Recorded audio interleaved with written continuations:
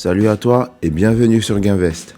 Si tu viens d'arriver sur Gainvest, sache que Gainvest est une chaîne sur laquelle tu trouveras des idées et des conseils sur comment investir en Guinée. Je me nomme Aimé et depuis 2020, je me suis lancé dans l'agriculture en Guinée et sur Gainvest, je te raconte mon histoire. Sur Gainvest, tu trouveras mes expériences, mes échecs, mes déceptions, mais aussi mes succès. Je saurai te partager mon aventure afin de te pousser à te lancer dans l'investissement en Guinée. Après 2 ans de saut dans l'inconnu, de dur labeur, d'incompréhension, de trahison, de déception, de challenge personnel, de découverte personnelle, ma récolte d'ananas a enfin débuté avec toutes les nouveautés que cela apporte dans la gestion de mon activité. Et dans tout cela, je suis assisté de mon père et le reste de ma famille. Pour rappel, mon domaine agricole se nomme Paul Lémé et a une superficie de 5 hectares, dont les 2/3 sont actuellement aménagés. Je pratique la culture de la banane et de l'ananas en attendant de voir quelques autres activités qui me permettraient de compléter la superficie restante. Actuellement, ma culture de banane qui couvre 2 zones est mise aux arrêts. Il n'y a pas d'investissement supplémentaire qui est fait dans cette zone. Donc, on prévoit une réattribution d'une zone banane à la culture de l'ananas. Dans mes précédentes vidéos, la culture de l'ananas a été un parcours du combattant, mais elle nous a permis d'apprendre plein de choses et nous a rendu plus à l'aise de se lancer dans de futures cultures à long cycle. Nous avons pu prendre conscience de toutes les étapes à franchir qui ont été le choix des rejets, l'apport des engrais, la préparation du sol, la mise en place des paillis, la mise en terre des rejets, l'assainissement, le désherbage. Nous avons même eu, durant les premières années de la culture de l'ananas, plusieurs attaques répétitives de bœuf qui nous a failli nous faire perdre toute notre récolte. Et aussi l'attente qu'il y a pu avoir après la mise en sol des rejets.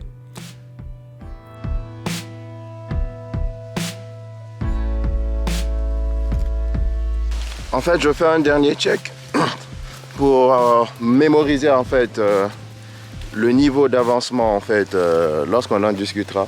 En fait, il est clair qu'on a un problème d'eau.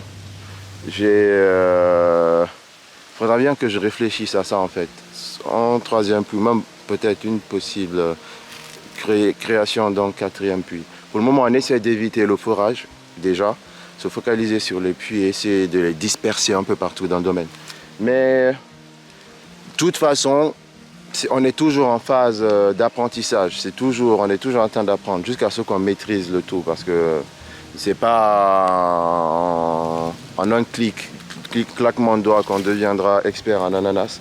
Mais voilà, donc juste pour dire que ça avance. On verra. Vous m'avez suivi depuis la mise en terre jusqu'à ce niveau. Donc on continue, on verra bien ce que ça donnera. Maintenant que la récolte est finalement là, je peux vous dire que ça fait se sentir bien. On en oublie presque toutes les difficultés vécues et on est immunisé à la peur de se lancer. La variété d'ananas que je cultive est dite de Rothschild ou tout simplement la Baronne de Guinée. Cette variété d'ananas fait la fierté du pays par sa qualité de goût que je peux vous confirmer par les différents retours que j'ai pu avoir par les consommateurs qui ont réussi à s'approprier ma récolte. Actuellement, l'une de mes zones est en train de produire. La seconde est un peu en décalé. On attendra encore 2 années avant que ça soit fait, avant que la récolte soit effective. Actuellement, seulement une zone sur les 2 zones ananas est en cours de récolte.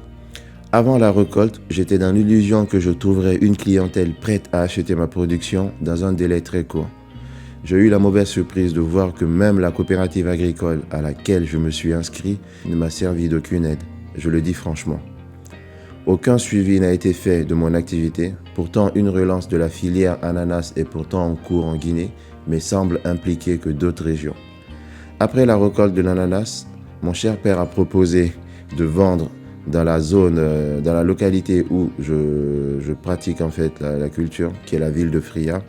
Mais avec la complication des gens et même la conservation des produits et aussi le besoin de vendre très vite et en grande quantité, nous avons décidé de faire nos ventes sur Conakry avec les contraintes logistiques que cela implique. Actuellement, nous sommes en cours de vente de notre récolte au fur et à mesure que celle-ci est prête à la vente. La recherche de clients est très importante, mais je regrette d'avoir pensé que cette étape aurait été facile. Je vous conseille donc et vous demande de ne pas minimiser cette étape qui est la vente. Pendant la phase de production, en fait, mais ma confiance en moi était boostée par le fait que j'avais fait tout ce qu'on demandait de faire, en fait, pour s'assurer que la vente, en fait, se ferait bien. En fait, je me suis inscrit dans une coopérative. J'ai un peu demandé, en fait, la demande de l'ananas, ce chose qui est bien faite, qui est là. Une forte demande, elle est là. Mais le problème, c'est que c'est plus les consommateurs, en fait, qui veulent tellement se faire de l'argent qu'ils préfèrent ne pas acheter et attendre, en fait, que le produit périsse, en fait. Du coup, on s'est rendu compte qu'il y a plein de gens qui, lors de la vente, négociaient le prix au rabais, en fait, sans se rendre compte des dépenses, en fait, qui entrent dans la production, en fait, de l'ananas. Et en plus de ça, naïf comme j'étais, en fait, je pensais que lorsque ma production serait effective, la coopérative, en fait, aurait pris le dessus. Du coup, j'avais cette confiance en moi. Et lorsque les produits, en fait, ont commencé à porter fruit, j'ai contacté, en fait, des membres de la coopérative qui tardent, en fait, à me répondre. Du coup, je m'attendais à ce qu'ils soient assez effectifs, mais le fait de tarder, en fait, à me répondre m'a fait me rendre compte que je ne peux que compter sur moi-même, en fait. Donc, c'est encore un autre type de motivation. Lorsqu'on sait qu'il n'y a personne pour nous aider, on met tout en place, en fait, pour s'assurer qu'on réussira, quoi. Donc voilà, tout ce que je pouvais vous dire sur mon expérience en ce qui concerne ma première récolte d'ananas. Et en conclusion, sachez bien vous concentrer sur l'étape de la vente. Suivez bien l'avancée de votre activité et n'en ratez aucune étape. Essayez de comprendre la totalité des activités menées. Soyez dans l'anticipation en ce qui concerne la vente. Sachez faire de la prospection et donnez-vous-en les moyens. Anticipez l'étape de la vente très tôt et aussi sachez comprendre les coûts logistiques pour l'acheminement de votre production.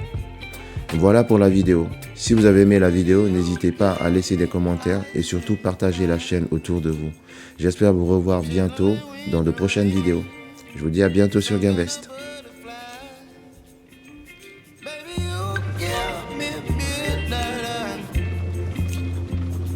You whip up my appetite.